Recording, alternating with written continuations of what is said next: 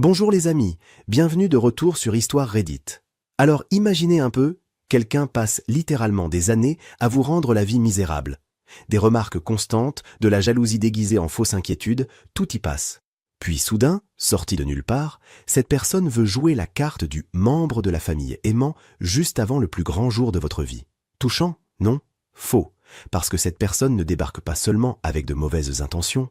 Oh non, elle arrive avec des stripteaseurs, un téléphone prêt à enregistrer, et tout un plan diabolique censé tout détruire. Et honnêtement, l'audace est presque impressionnante. Presque.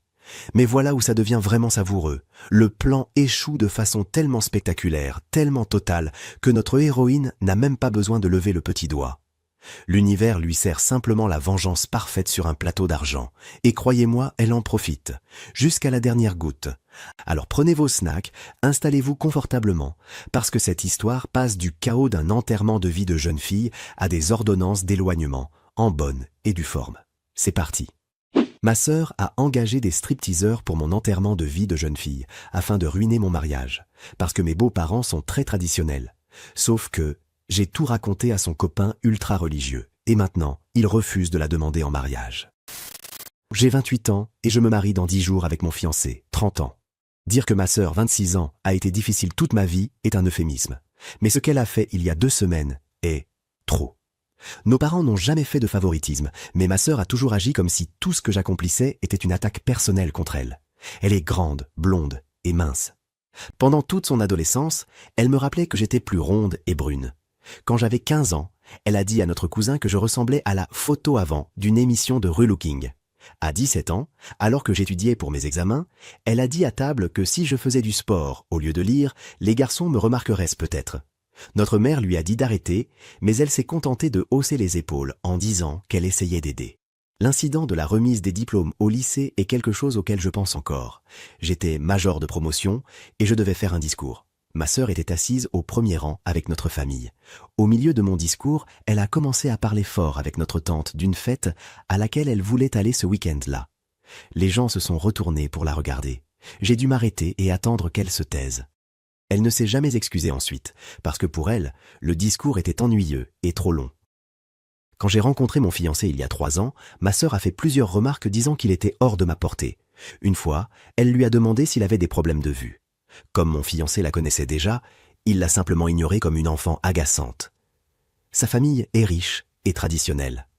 Ses parents possèdent plusieurs entreprises dans la région. Ils ont toujours été polis avec moi, mais ils ont des standards très élevés pour tout. Mon fiancé et moi avons décidé dès le début que nous voulions un mariage traditionnel, sans fête déchaînée ni comportement inapproprié. Il y a 2 mois, ma sœur a commencé à se comporter différemment. Elle m'a appelé pour parler. Nous nous sommes retrouvés autour d'un café et elle a passé 1 heure à me dire qu'elle regrettait la façon dont elle m'avait traité en grandissant. Elle a expliqué qu'elle était jalouse et complexée. Elle a pleuré en disant qu'elle voulait qu'on redevienne proches avant mon mariage. Je ne l'ai pas totalement cru. C'est pourquoi j'ai essayé de la garder à distance des choses importantes de ma vie. Après ce café, elle m'écrivait presque tous les jours. Elle me posait des questions sur l'organisation du mariage et proposait de m'aider. J'ai refusé toutes ses offres parce que j'avais déjà toute l'aide nécessaire. Il y a environ 3 semaines, elle a dit vouloir organiser mon enterrement de vie de jeune fille. J'avais déjà prévu un dîner tranquille et une journée au spa avec mes amis. Ma sœur insistait en disant que ce n'était pas suffisant et qu'il me fallait quelque chose de plus important. Pour être clair, parce que je sais que certaines personnes utilisent ces soirées pour ça, mon fiancé et moi avions établi aucun stripteaseur pour nous deux. Aucun de nous n'aime ce genre de fête. Sachant à quoi ma sœur pouvait penser, j'ai refusé qu'elle organise quoi que ce soit. On aurait pu me trouver paranoïaque, mais vous voyez bien que mes soupçons n'étaient pas si loin de la réalité. L'enterrement de vie de jeune fille était simple. D'abord le spa, puis le dîner, et on passait la nuit sur place. On pourrait dire que c'était une version adulte d'une soirée pyjama. Juste avec de la nourriture et des chambres plus luxueuses. Peut-être discuter jusqu'à minuit ou 1 heure du matin si on se sentait audacieuse. C'était 2 semaines avant le mariage. Une de mes amies avait tout réservé, et nous étions 4 amis plus moi. Ma sœur n'était pas invitée, mais ce n'était pas non plus un secret d'État où se déroulait la soirée. Mes amis aiment les réseaux sociaux, donc il y avait plein de photos. À l'arrivée, au spa, puis au dîner. Quand nous sommes montés dans les chambres et que nous étions dans la mienne en train de discuter, le plan stupide de ma sœur a commencé. On a frappé à la porte et une de mes amies a ouvert. 4 hommes sont entrés avec des pantalons à déchirer et des gilets. Derrière eux, ma sœur criait que la fête avait commencé. Ils ont apporté une enceinte et ont mis la musique à fond immédiatement. Je me suis levé et j'ai dit à ma sœur qu'elle s'était trompée de chambre parce que je ne l'avais pas invitée. Un des hommes a dit que ma sœur les avait engagés pour un spectacle spécial et qu'ils étaient là pour l'assurer, en disant ça tout en bougeant le bassin. J'ai regardé ma sœur, elle souriait en disant que c'était juste pour s'amuser et que je devais me détendre. Je lui ai dit, à elle et à l'homme, de sortir immédiatement. Mais ma sœur a répondu que j'étais coincé et que tout le monde voulait qu'il reste. Mes amis étaient mal à l'aise. Je me suis approché d'un des hommes, celui qui semblait le plus raisonnable, et je lui ai demandé de partir avec ses amis parce que je ne voulais pas ce genre de fête, et que ma sœur n'était même pas invitée. Ils étaient les confus. L'un a dit qu'ils avaient déjà été payés et que la cliente avait demandé que ce soit une surprise pour la mariée. J'essayais de les pousser vers la porte quand elle s'est ouverte à nouveau. Ma sœur m'avait devancé. D'abord mon fiancé est entré, puis ses parents, puis les miens. Ma sœur filmait avec son téléphone. Mon fiancé a regardé la scène. Les hommes étaient toujours là, dans leur « costume », entre guillemets, parce qu'ils ne portaient déjà plus grand-chose. La musique jouait encore pendant que ma sœur insinuait qu'il m'avait prise sur le fait. Elle avait ce visage que je connais depuis l'enfance, le même qu'elle avait quand j'avais des ennuis pour des choses que je n'avais pas faites. Enfin, que je n'avais pas faites. Elle était sûre que son plan allait marcher et que tout le monde allait m'attaquer pour avoir des strip-teaseurs à mon enterrement de vie de jeune fille. À quel point elle avait tort. Mon fiancé s'est mis à rire, tout comme mes beaux-parents qui trouvèrent la scène franchement amusante. Mes parents aussi étaient plutôt amusés, même s'ils étaient un peu en colère contre ma sœur, surtout parce que moi, je l'étais. Mon fiancé est venu vers moi et m'a demandé si ça allait. Je lui ai expliqué que j'essayais de les faire sortir depuis 5 minutes, mais que c'était presque impossible.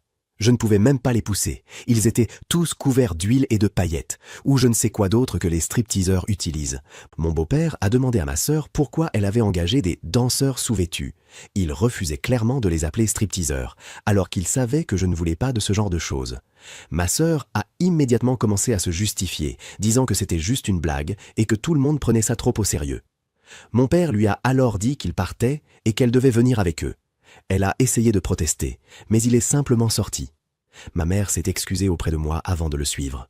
Ma sœur est restée là 1 minute, puis elle a tenté de dire qu'elle ne pensait pas que j'allais vraiment me fâcher. Les parents de mon fiancé sont partis peu après m'avoir aidé à faire sortir les stripteaseurs. L'un d'eux a mentionné que ma sœur leur avait promis un pourboire supplémentaire. Elle a donc dû leur donner 100 $ chacun. Mes amis et moi avons décidé de partir immédiatement. Tout était gâché. On s'est finalement retrouvés quelques jours plus tard dans un bon restaurant, et c'est tout. Mon fiancé m'a raccompagné chez moi, et on est resté un moment dans la voiture à discuter. Ses parents n'étaient même pas en colère, parce qu'ils avaient bien vu que je faisais tout pour gérer la situation. À ce moment-là, j'ai compris que j'avais eu raison. Si ses parents étaient entrés et m'avaient vu à l'aise ou en train de participer, ils auraient peut-être douté de moi. Ma sœur avait parfaitement choisi son moment, en sachant qu'ils sont très traditionnels et qu'ils détestent ce genre de choses. Mais comme on dit, tout ce qui peut mal tourner finit par mal tourner, et c'est exactement ce qui lui est arrivé. Je n'ai pas dormi de la nuit, même si tout s'était bien terminé. Je n'arrêtais pas de repenser au visage de ma sœur quand elle a ouvert la porte en filmant. Elle voulait me piéger, me faire passer pour quelqu'un de déplacé. Elle voulait que les parents de mon fiancé doutent de moi. Et quand son plan a échoué, elle a essayé de faire passer ça pour une blague. Eh bien, la blague s'est retournée contre elle. Parce que j'étais tellement en colère que j'ai passé toute la nuit à réfléchir à la façon de lui rendre l'appareil. Le lendemain matin, j'ai appelé mes parents. Mon père m'a dit que ma sœur avait pleuré tout le trajet du retour et qu'elle insistait sur le fait qu'elle voulait juste être drôle. Elle avait pris un Uber pour venir, mais mes parents l'avaient ramenée. Ma mère m'a raconté qu'il lui avait demandé pourquoi elle avait filmé et pourquoi elle avait fait venir les parents de mon fiancé. Apparemment, ma sœur pensait que tout le monde allait rire et que ça ferait un bon souvenir, une soirée différente. Mon père n'y croyait pas du tout. Pour lui, ça ne ressemblait pas à quelqu'un qui voulait créer un bon souvenir. Ça ressemblait plutôt à quelqu'un qui voulait faire quelque chose de mal, et qui, une fois que ça avait échoué, jouait la carte du « je suis une bonne sœur, c'était juste une blague ». J'ai passé les 2 jours suivants à réfléchir à ce que j'allais faire. J'aurais aimé avoir mon plan plus tôt, mais je voulais qu'il soit parfait. J'aurais pu laisser tomber, pardonner et oublier. Mais je n'arrivais pas à oublier toutes ces années où elle m'a rendu la vie difficile. Et à chaque fois que j'y pensais, mon envie de lui rendre ce qu'elle méritait devenait encore plus forte. Puis, je me suis souvenu de quelque chose que ma mère avait mentionné quelques mois plus tôt. Ma sœur avait un nouveau copain, Archer. Je ne le connaissais presque pas, donc je n'avais pas fait le lien avant. Apparemment, c'était sérieux entre eux. Ma mère m'avait dit qu'il était très religieux, issu d'une famille conservatrice. On pourrait dire, encore plus que mes beaux-parents. Et je ne dis pas ça pour critiquer mes beaux-parents, qui, jusqu'ici, ont été vraiment gentils avec moi. Mais pour vous donner une idée, ma sœur s'était mise à aller à l'église avec lui et à changer complètement de comportement en sa présence. Je ne sais pas comment elle faisait, mais elle n'avait toujours pas pris feu en entrant dans une église. J'ai cherché Archer sur les réseaux sociaux, parce que je le connaissais à peine, et je n'avais même pas son numéro.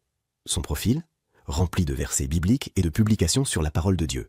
Et là, j'ai littéralement frotté mes mains comme le Grinch avec son plan parfait pour ruiner Noël. Et ce qui rend ça encore plus savoureux, les photos récentes de ma sœur la montraient en tenue très sage, lors d'événements religieux. Alors que, elle n'a jamais été religieuse, personne dans notre famille ne l'est. Au lycée, elle sortait tous les week-ends, postait des photos que nos parents lui demandèrent de supprimer. Et maintenant, elle se présentait comme une personne complètement différente. J'ai envoyé un message à Archer. On s'était déjà parlé lors de quelques réunions, mais on n'avait pas ce genre de relation proche où l'on se confie tout. Ça devait sûrement lui paraître étrange que je lui dise vouloir lui raconter quelque chose de drôle qui s'était passé à mon enterrement de vie de jeune fille. Je lui ai décrit exactement ce que ma sœur avait fait. Je lui ai dit qu'elle avait engagé des stripteaseurs et qu'elle avait tout filmé. Je lui ai écrit que je pensais qu'il devait savoir le genre de choses qu'elle organisait et auxquelles elle participait. Archer a lu le message, mais n'a pas répondu tout de suite. Puis il a simplement écrit qu'il me remerciait de l'avoir prévenu. Et c'est tout. Je ne sais pas vous, mais moi je m'attendais à une réaction plus explosive. Qu'il s'énerve, qu'il s'indigne, quelque chose de dramatique, surtout venant de quelqu'un de très religieux. Mais non, rien. Pas de feu d'artifice. Enfin, pour l'instant. Parce que ma sœur, elle, allait s'en charger quelques heures plus tard. Elle m'a appelé peu après. Je pense qu'elle a enfreint 73% des 10 commandements pendant cet appel. Le calcul n'est peut-être pas exact, je ne les connais pas tous. Elle hurlait que j'avais ruiné sa vie, qu'Archer était furieux et qu'il remettait toute leur relation en question. Là, j'aimerais faire une pause, parce que j'ai du mal à imaginer un Archer furieux. Le maximum que je peux imaginer, c'est lui en train de dire « Bon sang, comment as-tu pu inviter des hommes à danser en costume d'Adam ?» Encore une fois, je ne le connais pas vraiment, mais c'est l'image que j'en ai. Je lui ai répondu que c'était une blague, que je voulais simplement rendre sa relation encore plus mémorable. J'ai failli éclater de rire quand elle m'a accusé d'être une personne vindicative incapable de la voir heureuse. Tout ça parce qu'Archer lui avait dit qu'il avait besoin de temps pour réfléchir à leurs valeurs. Et sur un point, elle avait raison. J'étais vindicative. C'est pour ça que je lui ai répondu. « Oui, je suis vindicative. Maintenant va pleurer à l'église, connasse. » Ma mère m'a appelé cet après-midi-là pour me dire que ma sœur était arrivée chez eux en hystérie. Elle répétait sans cesse que j'avais appelé Archer et que j'avais menti sur elle. Ma mère lui a demandé si j'avais menti sur quoi que ce soit. Ma sœur a admis que c'était vrai, mais que je l'avais fait uniquement pour lui faire du mal. Mon père a répondu « Voilà, tu as créé cette situation. Maintenant, assume. » Elle pensait qu'ils allaient me punir ou je ne sais quoi.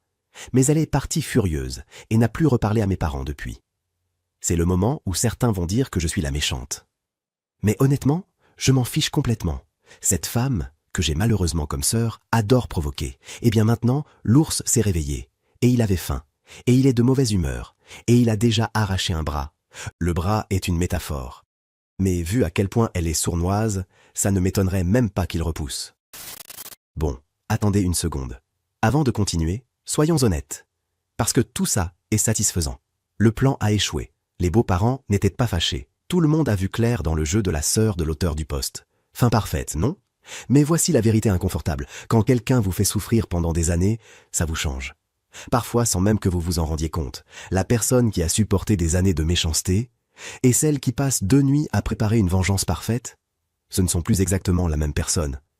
Je ne dis pas que l'auteur du post a tort. Je dis juste « Et maintenant, que va devenir sa sœur ? Elle vient de perdre quelqu'un qu'elle semblait vraiment aimer. Toute l'image qu'elle avait construite s'est effondrée en public. Sa relation est finie. Sa demande en mariage potentielle aussi. Est-ce qu'elle va accepter ça calmement et évoluer? Ou est-ce que ce n'est que le début? Parce que les personnes aussi instables, aussi jalouses, aussi obsédées par le contrôle, elles n'acceptent généralement pas la défaite en rentrant tranquillement chez elles. Et j'ai un mauvais pressentiment sur la suite. Découvrons la suite de cette histoire. Mise à jour 1. Le mariage est maintenant derrière moi, et il était parfait. Aucune tension, ni avec mes parents, ni avec mes beaux-parents, rien du tout. Juste un mariage normal. Peut-être que le fait que ma sœur ne soit pas venue a beaucoup aidé. En réalité, elle ne s'est même pas présentée, ni ne m'a contacté avant la cérémonie. Je pensais que tout s'arrêtait là, mais non. 4 jours après le mariage, ma mère m'a appelé pour me dire que ma sœur voulait venir chez eux pour parler. Mes parents lui ont dit qu'ils étaient prêts à l'écouter, mais qu'ils ne s'impliqueraient pas en me forçant à me réconcilier avec elle. Ils voulaient simplement que je sois au courant pour que je ne me sente pas trahi. Je leur ai dit que ça me convenait, tant qu'ils supportaient ma sœur et ses excuses. Apparemment, ma sœur est arrivée avec Archer. Je sais que je me suis moqué de lui dans mes précédents messages, alors je veux rectifier ça. Malgré son côté très religieux et le fait qu'il ne dirait même pas une insulte, il semble être quelqu'un de bien. Trop bien pour ma sœur, si vous voulez mon avis. Il ne m'a jamais donné cette impression bizarre de secte qu'on peut avoir avec certaines personnes religieuses. Mes beaux-parents sont religieux aussi, mais pas à l'extrême. Ils sont surtout traditionnels, plus formels, mais détendus. C'est difficile à expliquer sans exemple, mais ce sont de bonnes personnes. Ce que je veux dire, c'est que je n'ai rien contre les personnes religieuses ou traditionnelles cool. Par contre, les narcissiques, les gens toxiques ou les fanatiques, oui. Plus tard, ma mère m'a raconté que ma sœur avait passé 2 heures à essayer de les convaincre que j'avais déformé l'histoire pour la faire passer pour la méchante. Elle espérait que mes parents la soutiendraient. Archer, lui, est resté silencieux tout le long. Finalement, mon père lui a dit qu'il y avait plusieurs personnes présentes à cette soirée, et que tout le monde avait vu ce qui s'était passé, qu'il n'allait pas mentir pour elle et qu'elle devait assumer ses actes au lieu de blâmer les autres. Ma sœur est repartie avec Archer, mais ils ont été entendus en train de se disputer dans l'allée. Le lendemain, mes parents m'ont raconté tout ça. Et ce même jour, ma sœur a publié sur les réseaux sociaux qu'elle et Archer avaient décidé, d'un commun accord, de mettre fin à leur relation. Le message était court et demandait du respect pour leur vie privée. Mais 1 heure plus tard, elle m'envoyait déjà des messages interminables, plus longs que la Bible. Archer avait rompu avec elle à cause de ce que je lui avais dit. Il lui avait expliqué qu'elle n'était clairement pas la personne qu'elle prétendait être, et qu'il ne pouvait pas faire confiance à quelqu'un qui mentait sur sa propre nature. Il avait même envisagé de la demander en mariage à Noël, et tout était désormais détruit. Au milieu de tout ça, résumé et censuré, il y avait une avalanche d'insultes qui aurait fait pleurer le petit Jésus. Je l'ai bloqué. Alors elle a commencé à m'écrire depuis d'autres numéros, à créer de nouveaux comptes sur les réseaux pour contourner mes blocages et même à envoyer des messages à mon mari et à mes amies présentes ce jour-là. Le contenu était toujours le même, que j'avais été jalouse d'elle toute ma vie, que j'avais enfin trouvé un moyen de détruire son bonheur, que j'étais la vraie harceleuse de la famille et que les gens me prenaient en pitié parce que je n'étais pas aussi jolie qu'elle. Elle disait aussi que j'avais manipulé Archer en la faisant passer pour une horrible personne, alors qu'elle voulait juste m'organiser une fête amusante. Et bien sûr, encore plus d'insultes. Honnêtement, je ne suis pas experte en communication, mais si tu veux que les gens te voient comme une victime, peut-être éviter de m'insulter dans toutes les langues possibles. Puis est arrivé le post, en majuscule, très long.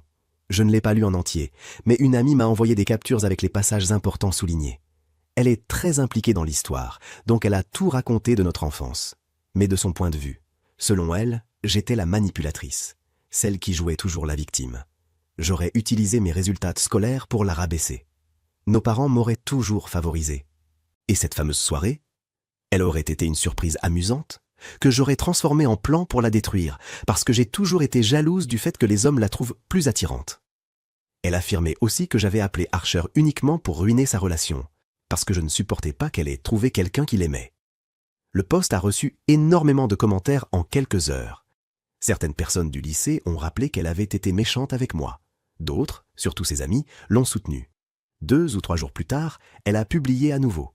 Cette fois, c'était plus court, heureusement. Elle disait que tôt ou tard, mon mari verrait qui je suis vraiment, et que l'univers finirait par être de son côté. Elle disait aussi qu'elle me pardonnait d'avoir ruiné sa vie, mais qu'elle ne pourrait jamais avoir de relation avec moi. Actuellement, elle a supprimé le long post.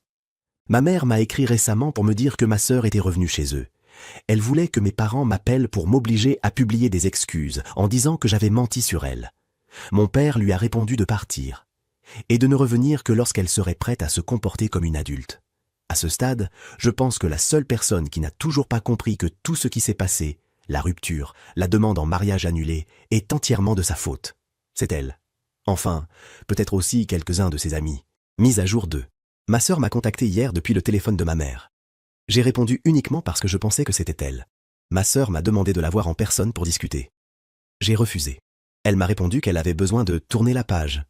Je lui ai dit de régler ça sans moi, puis j'ai raccroché. Avant que vous pensiez que ma mère est maintenant de son côté, ce qui serait presque drôle. Laissez-moi préciser, ma sœur était encore chez elle en train de la harceler. Ma mère en a eu assez et lui a donné le téléphone pour que je lui dise directement ce que je répétais depuis 15 minutes. Que je ne voulais pas lui parler. Petit contexte. Nous vivons actuellement chez mes beaux-parents en attendant de trouver notre propre logement. Ce n'est pas idéal, mais c'est temporaire et nous avons quand même notre intimité. Et ce matin, elle s'est pointée devant la maison. Je sortais pour aller travailler quand j'ai vu sa voiture dans l'allée. Elle est descendue et a commencé à marcher vers moi. J'ai fait pareil. Mon mari est sorti derrière moi. Il pensait que j'allais lui attraper les cheveux et la faire tourner comme un lancer de marteau. Ma sœur a sûrement eu la même pensée parce qu'elle s'est arrêtée net, a levé les mains et a dit qu'elle voulait juste 5 minutes pour parler. Mon mari lui a dit de partir ou qu'il appellerait la police. Il avait clairement peur que je batte un record du monde avec elle. Elle s'est mise à pleurer.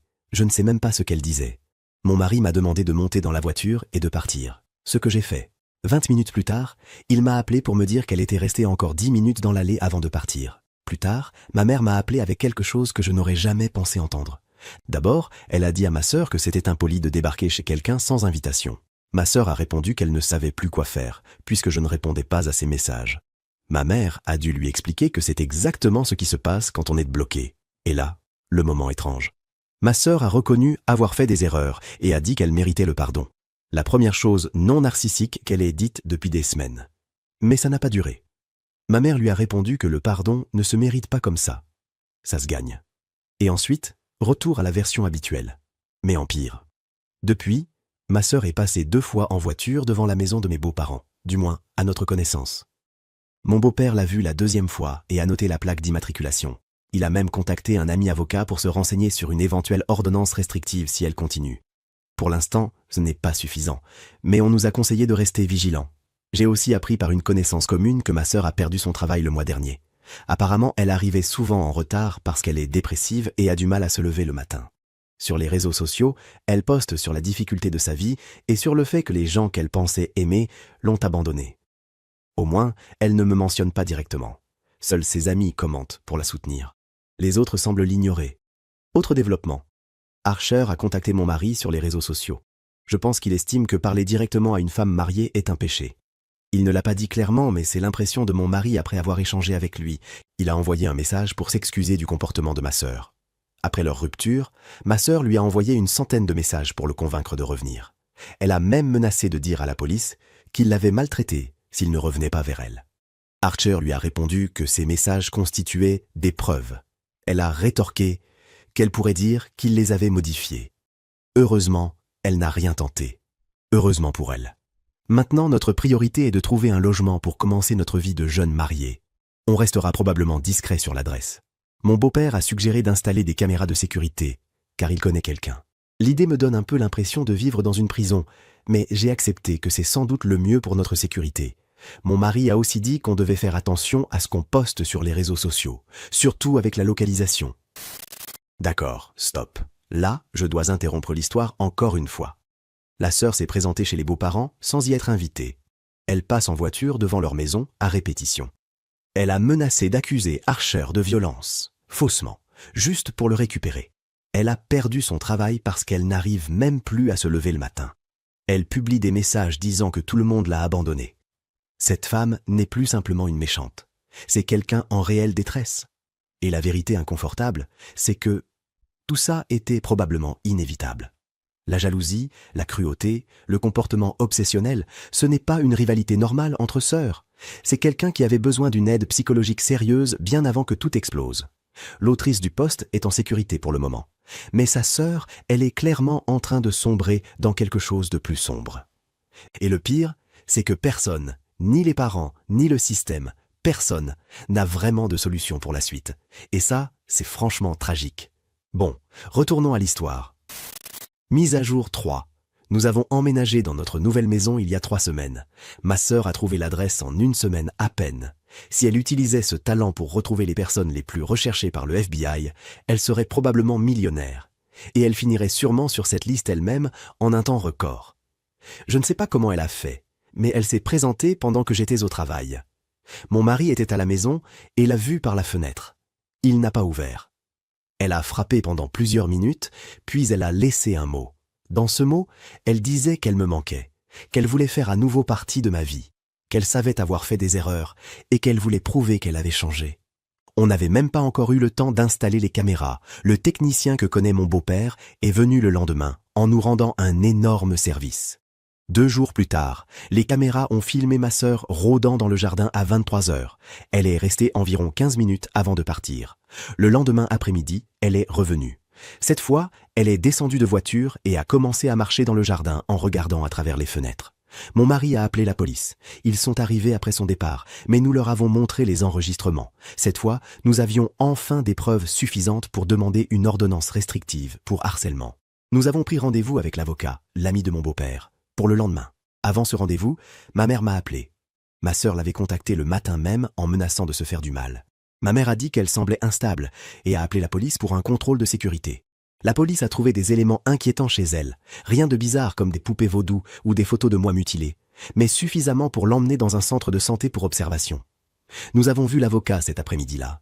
Il a examiné tous les éléments et a lancé la procédure pour une ordonnance restrictive temporaire. Ma sœur en a été informée 3 jours plus tard, ce qui correspondait à sa sortie du centre, puisqu'il ne pouvait la garder que 48 heures. Selon mon père, elle l'a appelé en hurlant que cette décision ne faisait qu'empirer sa situation. L'ordonnance lui impose de rester à au moins 150 mètres de notre maison et de mon mari. Elle ne peut pas nous contacter, ni directement, ni indirectement. Elle n'a pas non plus le droit de parler de nous sur les réseaux sociaux. Pour une version permanente, il faudra passer devant un juge. Depuis sa mise en place, ma sœur a déjà violé l'ordonnance 1 fois. Elle m'a envoyé un message depuis un nouveau compte, disant que cette mesure prouvait que je n'avais pas de cœur, que j'étais sa sœur.